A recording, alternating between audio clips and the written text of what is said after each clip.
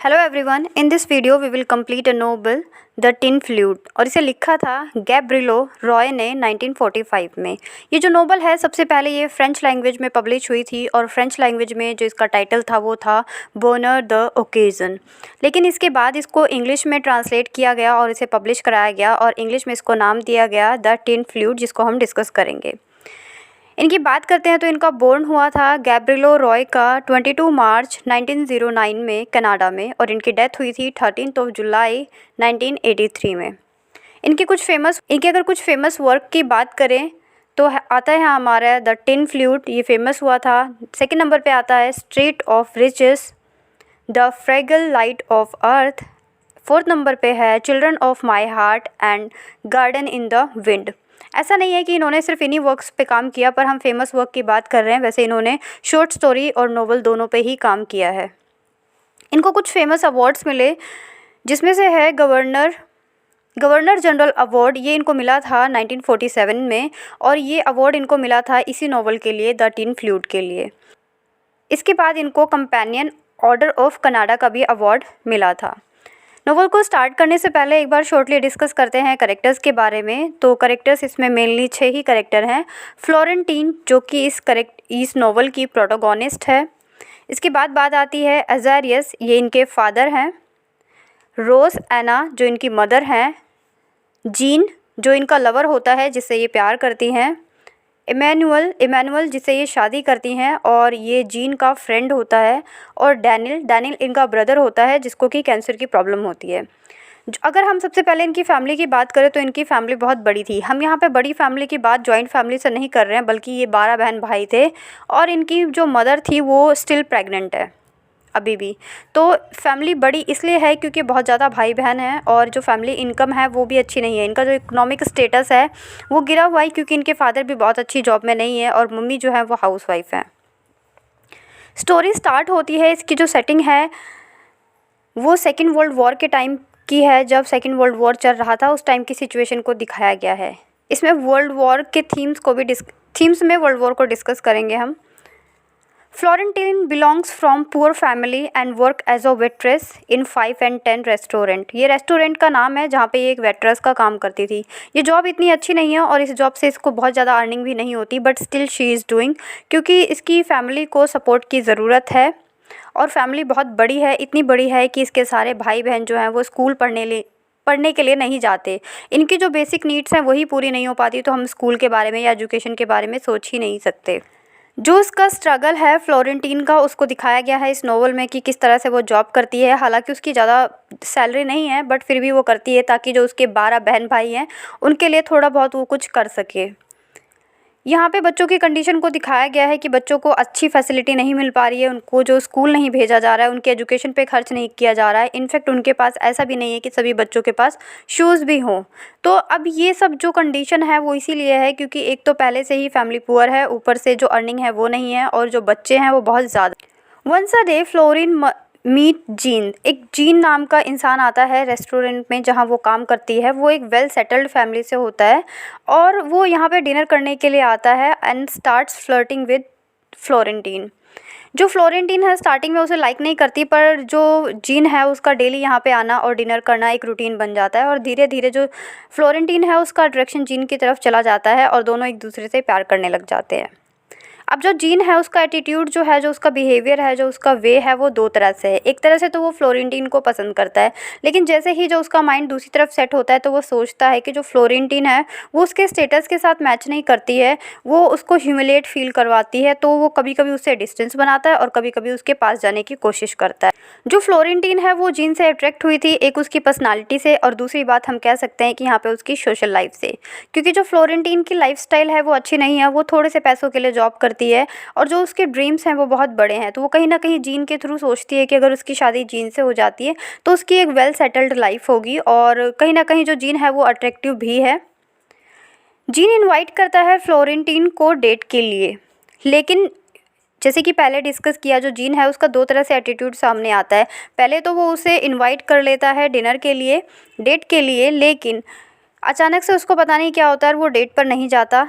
जो फ्लोरेंटीन है वो वहाँ पे जाती है, वेट करती है और घर वापस आ जाती है। सेम नाइट को जो जीन है उसी रात को वो अपने पुराने फ्रेंड इमैनुअल से मिलता है और उसे सब कुछ बताता है अपने और फ्लोरेंटीन के बारे में। इमैनुअल से बात करने के बाद जीन दोबारा से फ्लोरेंटीन को डेट पे इनवाइट करता है और वहाँ पे दोनों फिर से बातें करते हैं। लेकिन उसके बाद भी, उस डेट के बाद, वहाँ पे उसको फील होता है जीन को कि जो फ्लोरेंटीन है उसका स्टेटस बहुत लो है मेरे कंपैरिजन, और उसके जो मैनर्स हैं वो अच्छी नहीं है, वो लो क्लास सोसाइटी को रिप्रेजेंट करती है और ह्यूमिलेशन फील होता है जीन को और वो वहाँ से चला जाता है। यहाँ पे जो सिचुएशन है फ्लोरेंटीन की वो भी कुछ वैसी ही होती है। उसे भी बिल्कुल पसंद नहीं आता है कि कभी जीन उसे इनवाइट करता है और कभी इस तरह से रिएक्ट करके चला जाता है। तो दोनों अपने अपने घर वापस चले जाते हैं। They both decides never meets again for each other. Decide कर लेते हैं वो दोनों। जब जीन इमैनुअल से बात कर रहा होता है तो वो सोचता है कि वो इमैनुअल और फ्लोरेंटीन दोनों को मिलवाएगा, ये जानते हुए भी कि उसका जो पास्ट था वो कैसा रहा है या फिर वो फ्लोरेंटीन के बारे में क्या सोचता है। अब यहाँ पे वो तीनों एक बार एक डिनर पे एक साथ होते हैं, जीन, फ्लोरेंटीन और इमैनुअल। जो इमैनुअल है वो फ्लोरेंटीन में इंटरेस्ट ले रहा होता है क्योंकि वो ब्यूटीफुल होती है, लेकिन जो फ्लोरेंटीन है उसका कोई अटेंशन नहीं होता है इमैनुअल के टूवर्ड्स। लेकिन वो फिर भी जीन को जेलस फील करवाने के चक्कर में उसे अटेंशन देती है या उससे बात करती है या फिर उसे फ्लर्ट करने की कोशिश करती है। अब यहाँ पे जो स्टोरी है वो थोड़ी सी डाइवर्ट होती है इमैनुअल और फ्लोरेंटीन के बीच में। एक दिन इमैनुअल फ्लोरेंटीन को पार्टी में इनवाइट करता है बिकॉज़ वो उसको लाइक करता है। फ्लोरेंटीन उस पार्टी में सिर्फ इसलिए जाती है क्योंकि उसे फील होता है कि जो जीन है वो भी इस पार्टी में आएगा क्योंकि वो इमैनुअल का फ्रेंड है।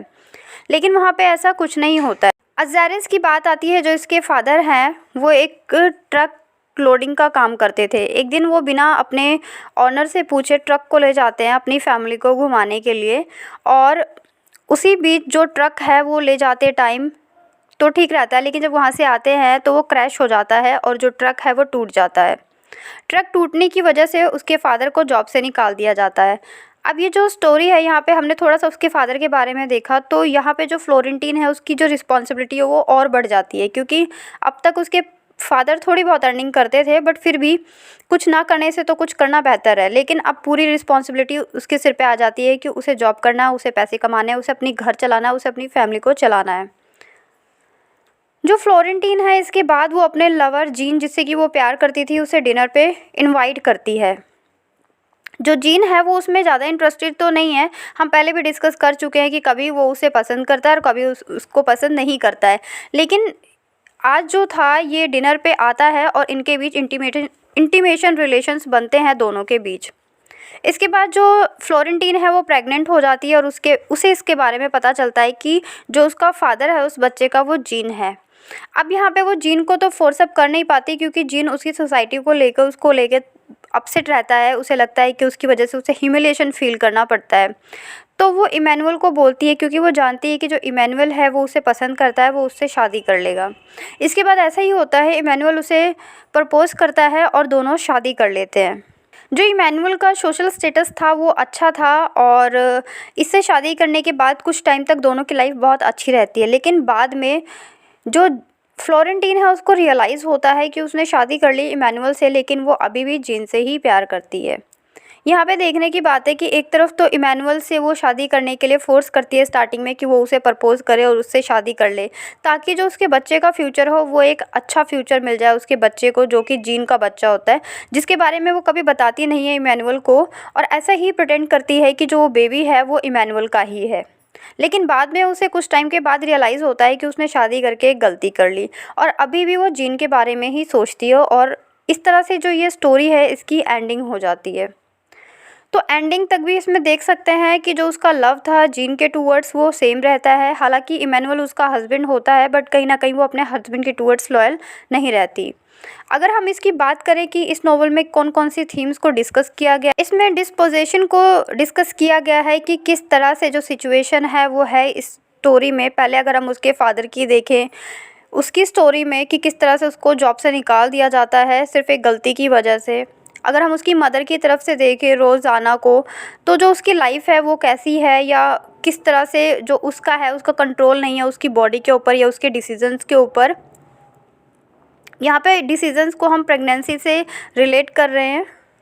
नेक्स्ट पॉइंट अगर हम बात करें तो सॉलिट्यूड देखने को मिलता है यहाँ पे। सॉलिट्यूड किसका? दोनों का, फ्लोरेंटीन और रोज़ाना दोनों का। फ्लोरेंटीन का अकेलापन देखने को मिलता है at the end of the novel, जब वो शादी तो कर लेती है इमैनुअल से, लेकिन फिर भी उसको अकेलापन लगता है, वो जीन को याद करती है।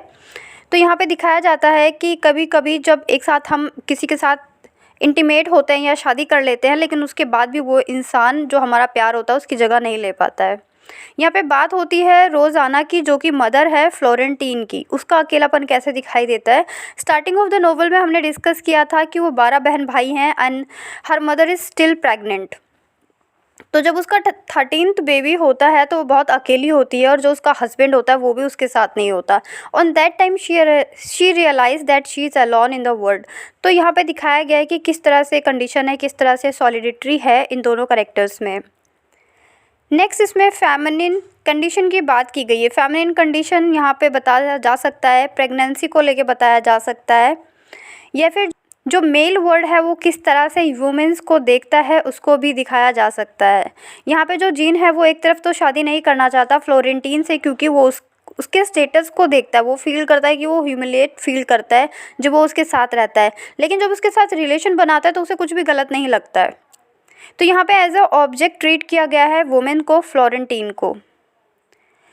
नेक्स्ट है इसका जो थीम आता है वो है futility of war. Futility of war में कि जो ये वॉर चल रहा था, ये जो सेकेंड वर्ल्ड वॉर के टाइम पे ये नोवेल पब्लिश हुई थी, लिखी गई थी, यहाँ पे सिर्फ एक करेक्टर है जो इसके बारे में बात करता है, वो है इमैनुअल, जिससे शादी करती है फ्लोरेंटीन। यहाँ पे वो बोलता है, सिर्फ यही करेक्टर है जो क्वेश्चन करता है, जो मीनिंग जानना चाहता है और जो मोटिव जानना चाहता है वॉर के पीछे। इमैनुअल के अकॉर्डिंग जो वॉर है वो सेंसलेस है, इसमें सिर्फ ब्लड और शेड होता है, इससे ज़्यादा कुछ नहीं होता है, और जो लोगों की कंडीशन होती है वो और ज़्यादा ख़राब हो जाती है। सो फ्रेंड्स, ये नोवेल यहीं पे ख़त्म होती है। इसमें हमने डिस्कस किया पॉइंट के बारे में, करेक्टर्स के बारे में और इसके थीम्स के बारे में। If you like the video, if you like the presentation, so like, share and subscribe us. Be with us, good bye and take care friends.